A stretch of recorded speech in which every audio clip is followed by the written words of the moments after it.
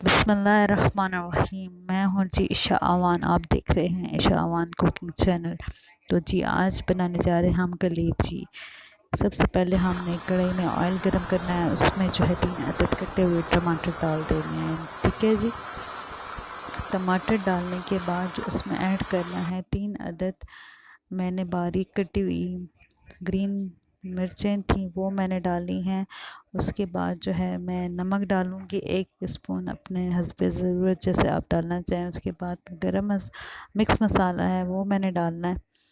और उसके बाद जो है मैं हल्दी डालूँगी 1 चम्मच हल्दी मैंने इसमें ऐड की है। और थोड़ा सा जो है मैंने साबुत धनिया ऐड किया है और लाल मिर्च आधी चम्मच ऐड की है। और इसको जो है मैंने अच्छी तरह भूना है।